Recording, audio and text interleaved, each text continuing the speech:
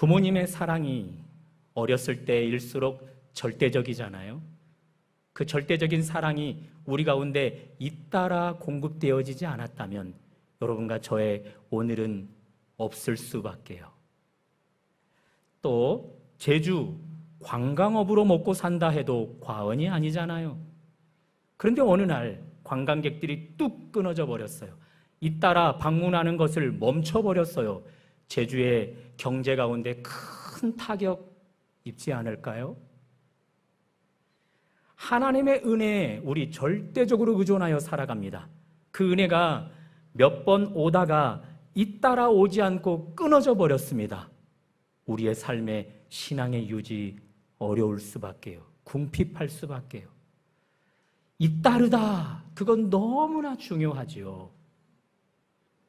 오늘은 그런 이야기를 해보려고 합니다. 말씀을 듣는 가운데 하나님의 은혜가 잇따라 우리 가운데 공급되어지기를, 특별히 그 은혜 가운데 하나님의 잇따른 긍휼이 오늘 말씀을 듣는 여러분과 저에게 있기를 주님의 이름으로 축복합니다.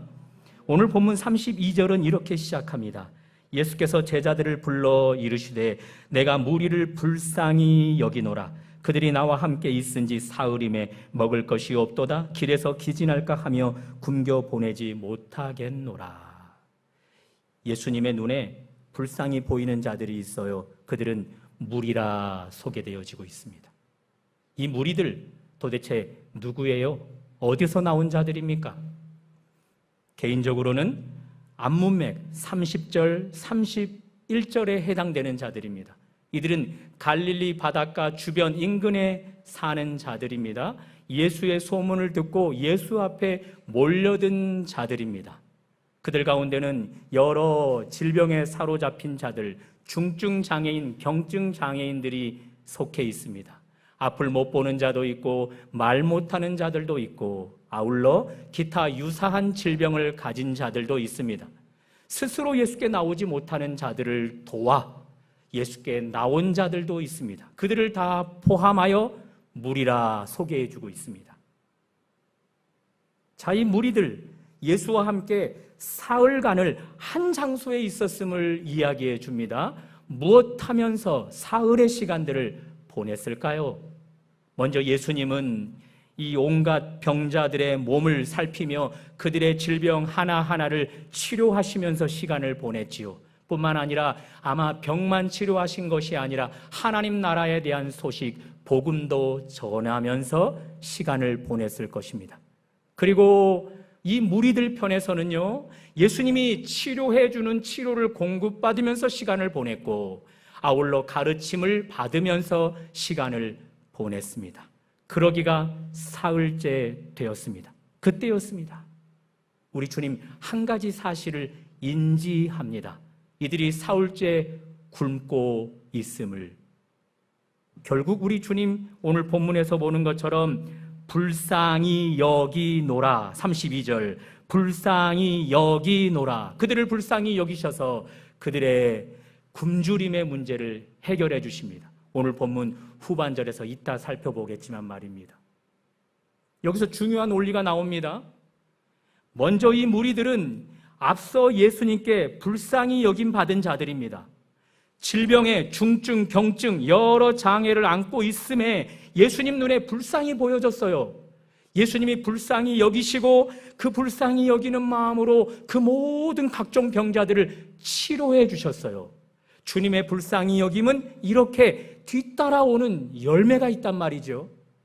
뒤따라 주님 또 그들을 한번 불쌍히 여깁니다. 이번에는 굶주리고 있는 그들을 불쌍히 여깁니다. 그리고 그들의 굶주림마저도 그 불쌍히 여기는 마음으로 해결해 주고 계십니다. 오늘 저자가 이것을 여러분과 저에게 소개해 주고 있는 것입니다. 원저자 하나님이 여러분과 저에게 소개해 주는 것 이것입니다. 예수 그리스도 안에서 긍휼이 잇따라 허락되어지고 있음을. 그 긍휼이 잇따라 허락되어질 때 질병 가운데 회복이 있고 굶주림의 문제가 해결되어진다. 그것을 오늘 성경이 7월의 첫 주 예배를 드리는 여러분과 저에게 주고 계시는 메시지입니다. 자, 이제 우리 주님이 굶주리는 자들을 불쌍히 여기셔서 그들의 굶주림을 어떤 방법으로 해결하는지 보시면 좋겠습니다. 36절, 37절입니다. 스크린으로 한번 따라와 보십시오. 떡 7개와 그 생선을 가지사 축사하시고 떼어 제자들에게 주시니 제자들이 무리에게 주매 다 배불리 먹고, 수를 헤아려 봤더니 그 수가 무려 4,000명입니다. 떡 7개, 물고기 몇 마리, 그것으로 무려 4,000명이 굶주린 가운데서 배불렀다. 그러니 기적적인 방법으로 주님은 그들에게 배불리고 계십니다. 오늘 여러분과 저 중에 무리들처럼 질병을 가진 분들이 계실까요? 누군가가 아는 질병, 혹은 나만이 알고 있는 비밀스러운 질병. 어떤 이들에게는 중증으로, 어떤 이들에게는 경증으로, 어떤 이들에게는 가벼운 질병일 수도 있겠죠. 또 우리 가운데 무리들처럼 굶주리고 있는 분들이 계실까요? 꼭 음식의 굶주림 말고요, 영적인 궁핍에 사로잡혀 있는데 하나님이 하늘 양식을, 하늘 은혜를 우리 가운데 공급해 주지 않는 굶주림, 재정의 굶주림, 그리고 내 안에 결핍이 있는데 그 결핍이 채워지지 않는 그런 굶주림들 말입니다. 그런 굶주림들이 예수의 도움으로 해결되어질 수 있습니다. 예수께서 우리를 불쌍히 여기게 되어지면 말입니다. 여러분과 저의 삶에 이 무리들처럼 잇따른 국률이 허락되어지기를 바랍니다. 여러분과 저의 질병을 예수께서 보시고 그 부분을 불쌍히 여겨주시기를, 여러분과 저의 굶주리는 영역을 보시고 주님께서 불쌍히 여겨주시기를, 그래서 잇따른 국률이 계속해서 우리 가운데 공급되어져서 우리도 질병의 부분이 회복되어지고 굶주림의 부분이 해결되어지는 그런 은혜 있기를 주님의 이름으로 축복합니다. 저는 집안에서 막내로 자랐어요. 막내로 자라다 보니 형들에 비해 많이 철부지였습니다. 어려서 돈은 없고 뭔가 갖고 싶은 것이 있는데 방법이 없습니다. 구할 방법이. 그때 저에게 유일하게 사용할 수 있는 카드는 부모 카드였지요. 여기 부모 카드라 하면 IC 카드, 신용카드를 말하는 것이 아닙니다. 그때만 해도 엄카, 악카, 아카 이런 거 없었거든요. 제가 말하는 부모 카드는 1단계 조르기입니다. 일명 땡깡이라 하죠. 막무가내로 땡깡을 부리는 겁니다. 이런 부모님께 안 통합니다. 부모님 주머니가 안 열립니다. 그럴 때는 다 계획이 있죠. 2번째, 필살기입니다. 이것은 통할 수밖에 없습니다. 생으로 굶기입니다. 즉각적으로 통했습니다. 부모님의 주머니가 열렸습니다. 얻고자 하는 것에 획득이 가능해졌습니다. 무엇 때문일까요? 굶었더니 부모님 눈에 제가 불쌍해 보였던 거지요. 육신의 부모는 자식이 불쌍하면 여러 방법으로 도울 수밖에 없거든요. 하물며 주님이십니다. 우리를 불쌍히 여기실 때 왜 더 적극적으로 우리를 돕지 않으시겠습니까? 우리 예수님께서 하나님 아버지에 대해서 이렇게 소개해 주십니다.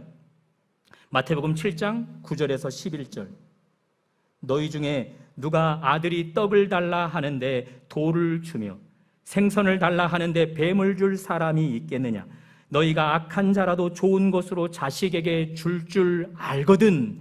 하물며 하늘에 계신 너희 아버지께서 구하는 자에게 좋은 것으로 주시지 않겠느냐? 할렐루야. 악한 아비라도 자식에게는 좋은 것을 주고자 하는 본능이 꿈틀거린단 말입니다. 하물며 하늘에 계신 우리 아버지는 더 좋은 것 우리 가운데 주려고 준비하고 계시다는 것입니다. 여러분, 이분이 여러분과 제가 믿고 있는 하늘의 하나님 아버지이십니다. 이분은 오늘도 이 예배의 자리에서 당신의 좋은 것들을 주고자 우리 가운데 준비하고 계십니다. 특별히 불쌍히 여김받는 당신의 자녀들에게 풍성한 좋은 것들을 주려고 준비 중이십니다. 자, 그렇다면 여러분과 제가 이제 중요한 게 남아 있어요. 하나님 눈에 불쌍히 보이는가? 하나님 눈에, 하나님 감정에 불쌍히 여겨지는가? 그것이 중요하죠. 목회자의 시선으로 한번 여러분이 하나님 눈에 불쌍히 여겨지는지 판단해 보세요. 물론 목회자의 눈이 하나님의 전지적 시선이라고 할 수는 없어요. 그러나 참고는 할 수 있겠죠. 목회자가 이 강단에 서보면 모든 회중들의 모습이 한눈에 다 들어옵니다.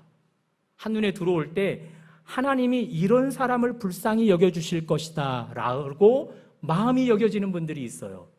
첫 번째, 저와 눈빛을 교환하면서 한 말씀도 놓치지 않겠다고 말씀을 사모하는 자들인 거죠.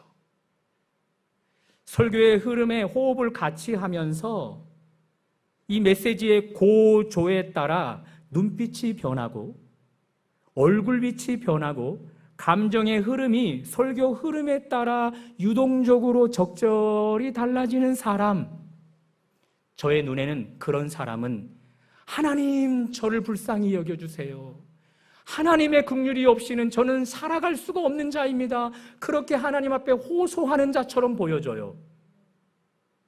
저의 눈에 그렇게 보이는 것일 뿐일까요? 하나님 눈에도 그런 분들이 그렇게 보이지 않을까 싶은 거죠. 반대인 분들도 계셔요. 제가 앞에서 이야기했던 그런 부분의 정반대편의 모습으로 행하는 사람들은 이상하게도 달리 생각되어져요. 또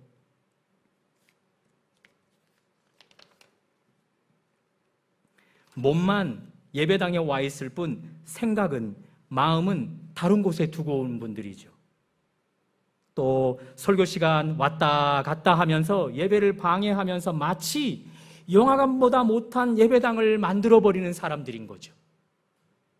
또 예배 시간 쉽게 잠들어버리고 곤하게 잠을 청하는 분들이죠. 더 있다면 도움을 주고자 만든 여러 시청각 자료들을 전혀 도구로 사용하지 않으려 하는 사람들이죠. 그런데 목회자여서 그럴까요? 영적인 아비의 마음이 있어서 그럴까요? 저는 전반부에 있는 사람보다 후반부에 있는 사람이 훨씬 더 불쌍해 보여요. 아마 하나님도 더 그러시지 않을까 생각이 들어요. 항상 말 잘 듣는 자녀들보다 말 듣지 못하는 자식이 훨씬 마음이 아프잖아요. 그렇죠? 그러니 공히 여러분과 저는 오늘 이 시간 하나님의 눈에 불쌍히 보여지는 자들임을 믿으시기 바랍니다. 그러나 분명히 기억하셔야 합니다. 하나님은 모든 사람을 불쌍히 여기는 분은 아니셔요. 어떤 대상은 불쌍히 여기시고 어떤 대상은 불쌍히 여기지 않는 분이에요. 제 말이 아니에요. 로마서 9장 18절 말씀입니다. 로마서 9장 18절 스크린으로 한번 따라와 보십시오. 그런즉 하나님께서 하고자 하시는 자를 긍휼히 여기시고 하고자 하시는 자를 완악하게 하시느니라.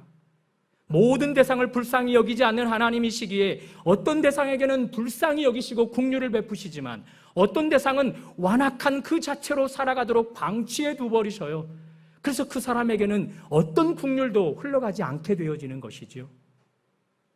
그럼에도 불구하고 하나님의 마음은 이것이에요. 다음 요절입니다. 로마서 9장 15절 내가 긍휼히 여길 자를 긍휼히 여기고 불쌍히 여길 자를 불쌍히 여기노라. 과거부터 현재까지 우리 하나님은 여전히 불쌍히 여길 자를 찾고 계시는 겁니다. 긍휼히 여길 대상을 찾고 계시는 것입니다. 그러니 하나님의 성품은 모든 자에게 불쌍히 여기지는 않으시지만 여전히 그 성품에 하나님은 당신의 자녀들 가운데 불쌍히 여긴 자들을 찾고 계시다는 거죠. 여러분과 제가 그 하나님의 눈에 불쌍히 여겨지기를 주님의 이름으로 축복합니다. 막내인 제가 철부지어서 부모에게 썼던 부모 카드, 조르기, 그것이 안 되면 굶기, 그것으로 부모의 눈에 불쌍히 여겨졌더니 부모님의 그 주머니가 열리게 되어지는 것입니다. 앞에서 확인했던 마태복음 7장에 있는 말씀, 악한 부모라도 자식에게는 좋은 것을 줄 줄 아는데 하물며 하늘에 계신 아버지께서 어찌 당신의 자녀들에게 좋은 것 주시지 않겠느냐. 그러니 하나님의 마음은 이미 여러분과 저에게 다 열려 있는 것입니다. 딱 한 가지, 하나님의 눈에 불쌍히 여겨지기만 한다면 그분으로 말미암아 좋은 것 우리 가운데 허락되어지는 것이지요. 한 번의 국률로 끝나는 것이 아니라 잇따른 국률이 우리 가운데 공급되어져서 질병의 영역들이 국률이 필요하다면 그 영역에 회복이 있을 것이고, 굶주림의 영역이 국률이 필요하다면 그 영역이 배고픔으로, 아니 배부름으로 해결되어질 것이고, 다른 영역이 필요하다면 그 영역에도 잇따른 국률을 베풀어 주셔서 우리 하나님 적절히 해결해 주신다는 사실입니다. 오늘 그런 의미에서 이 예배의 자리에서 우리 불쌍히 여김을 받으면 좋겠어요. 하나님, 상반기를 살아왔는데 제가 드리는 열매가 이 정도입니다. 너무나 부족하고 너무나 궁핍한 열매입니다. 그러니 저를 불쌍히 여겨주십시오. 하반기 저를 도와주지 않으면 저는 똑같은, 아니 이 수준보다 못한 열매를 맺을 수밖에 없습니다. 그러니 추수감사 주일에는 지금보다 더 풍성한 열매를 드릴 수 있도록 저를 불쌍히 여겨주십시오. 그렇게 우리 의지를 발휘하여 마음을 집중해서 하나님의 눈에 불쌍히 들 수 있기를 바랍니다. 그때 우리 하나님, 우리의 귀를 만드신 것처럼 당신의 귀로 우리의 호소를 들으실 것입니다. 우리의 눈을 만드신 하나님이 당신의 눈으로 우리를 불쌍히 보실 것입니다. 그리고 우리의 감정을 빚으신 하나님이시기 때문에 당신의 감정으로 우리를 바라보면 너무 불쌍해 보여서 긍휼을 베푸시되 잇따른 긍휼 허락하고 또 허락해 주실 것입니다. 그런 은혜가 7월을 시작하는 여러분과 저에게 있기를 주님의 이름으로 축복합니다. 자, 이렇게 예수님 무리들을 보고 불쌍히 여겼습니다. 먼저는 질병에 걸려 있음이 불쌍히 여겼었습니다. 그래서 치료하셨습니다. 두 번째, 굶주리고 있는 부분이 불쌍히 여겨져서 잇따라 긍휼을 베풀어 그들의 배고픔을 배부름으로 채워주셨습니다. 그런데 여기서 저는 궁금한 점이 생깁니다. 우리 32절을 바라보면서 설교자가 제가 왜 이 영역에서 궁금한 점이 생겼는지 한번 추측하면서 읽어보실까요? 32절 우리 스크린으로 한번 읽어봅니다. 시작.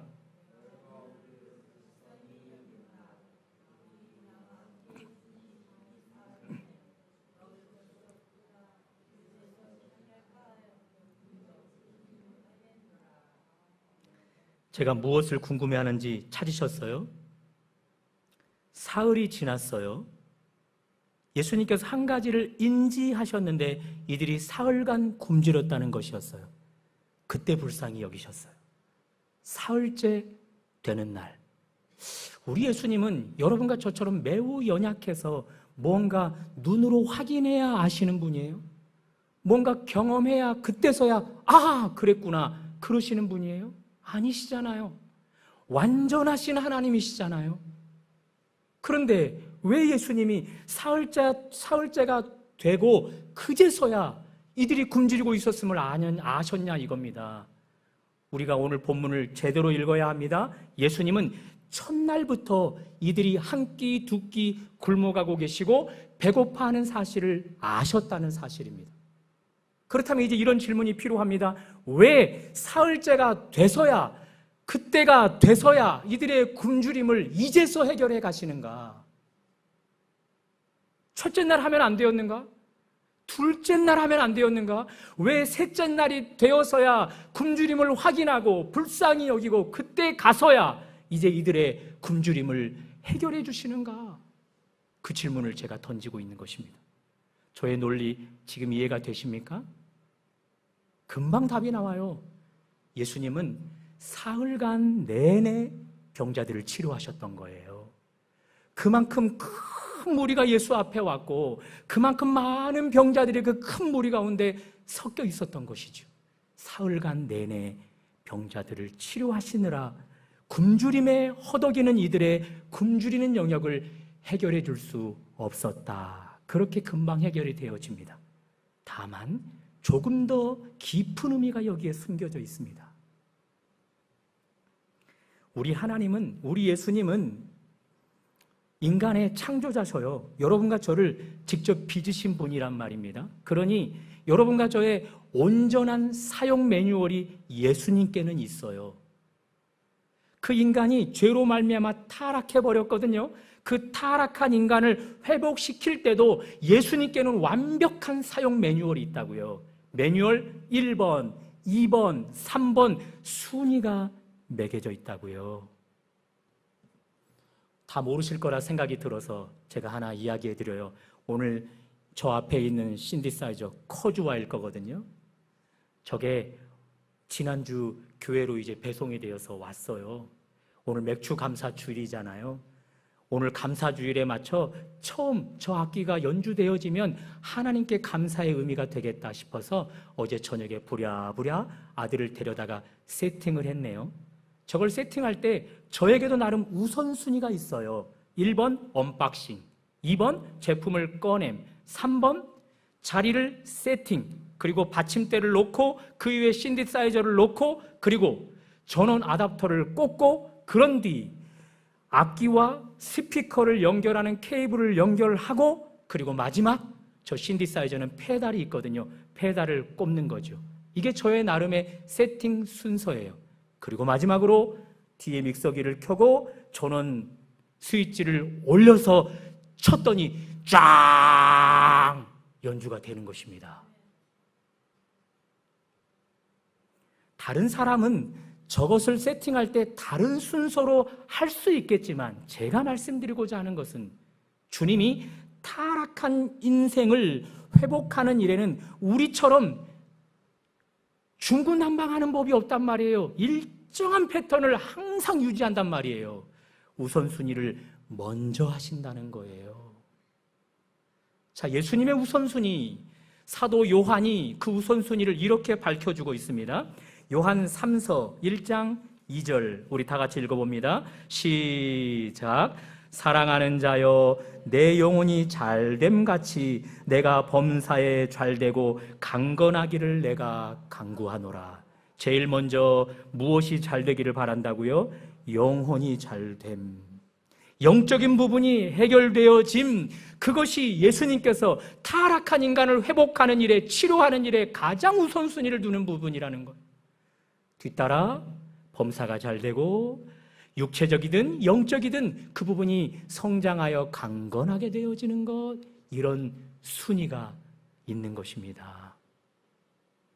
일전에도 우리 마태복음을 공부해 왔기 때문에 이미 저와 함께 시간을 보낸 분들은 알 거예요. 마태복음 9장에 한 중풍병자가 있었어요. 앉지도 못하고 일어서지도 못하고 걷지도 못해요. 평생 침상에 누워만 있어야만 하는 중풍병자예요. 감사하게도 그에게는 친구들이 있었네요. 동네에 예수님이 왔다는 소문을 친구들이 들었습니다. 그리고 침상째 그 친구를 예수께 이끌어 갑니다. 가는 내내 친구들의 생각은 딱 하나이겠죠? 뭘까요? 중풍병에서 치료되어지는 것. 당사자인 이 침상에 누워있는 자에게도 딱 하나 바람이 있겠죠? 내가 오늘 예수님을 만나서 비로소 치료되어지기를 바람. 예수 앞에 놓였습니다. 여러분과 저라면 가장 먼저 그 중풍병자의 무엇을 치료하겠습니까? 그의 질병이죠. 그런데 예수님은 다릅니다. 이렇게 말씀하십니다. 소자여 내 죄사함을 받았느니라. 죄사함, 영적인 부분에 죄가 가로막혀 있어서 하나님과 원수되어 있었던 모습, 그것을 제일 먼저 해결해 주십니다. 친구들 오는 내내, 당사자 오는 내내 기도했단 말입니다. 드디어 오늘 예수를 만나 나의 질병이 치료되어지나 보다, 그런 기대감에 왔는데 예수님이 죄사함만 허락해 주시고 끝, 이제 가 하면 얼마나 마음이 섭섭하겠어요. 그래서 그럴까요? 우리 예수님, 자, 내 영혼이 잘된 것이 가장 우선순위이기에 죄사함을 허락해 주신 뒤 당신에게는 죄사함만 허락할 권세가 있는 것이 아니라 육체의 질병마저 해결하실 수 있는 분임을 드러내고자 그 중풍병자의 병을 치료하십니다. 그가 벌떡 일어나서 친구들이 들고 왔던 침상을 이제 본인 손에 들고 돌아가게 되어집니다. 주님의 우선순위, 영혼이 잘 되는 것. 왜 우리의 영혼이 먼저 잘 돼야 할까요? 예수님의 창조물인 이 인간이 죄로 말미암아 타락해버린 순간 죄가 하나님과 그 사람 사이에 큰 장벽으로 놓이게 된 것입니다. 그것이 장벽 역할을 내서 오늘 본문에 있는 하나님의 긍휼이 아무리 그 사람에게 흘러가려 해도 이 장벽이, 죄라는 장벽이 다 가로막아 버리는 것입니다. 그런데 그 장벽 사이로도 무조건적으로 하나 흘려보내주는 것이 있는데 뭔지 아십니까? 하나님의 심판, 하나님의 진노. 죄는 그것만 흘려보내주고 하나님의 그 어떤 긍휼도 잇따라 흘러들어가지 못하게 하는 것입니다. 그러니 예수님 편에서는 가장 우선순위, 영적인 부분이 잘 되도록 죄사함을 허락해 주셔야만 했던 것입니다. 자, 이제 이것을 오늘 본문으로 가져와 봅니다. 큰 무리들, 왜 예수님이 굶주림을 3일째 돼서야 확인하고 그제서야 이들의 굶주림을 배부름으로 해결해 주시는가? 그때 알아서가 아니라고요. 그때 자각을 해서가 아니라고요. 이들의 질병을 치료하시면서 예수님은 먼저 그들의 영혼이 잘되게 하신 것입니다. 하나님과 그들 사이에 가로막고 있었던 죄 문제를 해결하신 것입니다. 그래서 영혼이 잘 되자 비로소 뒤따라 긍휼을 또 베푸시는 것입니다. 그들의 배고픔의 영역까지도 해결해 주시는 것입니다.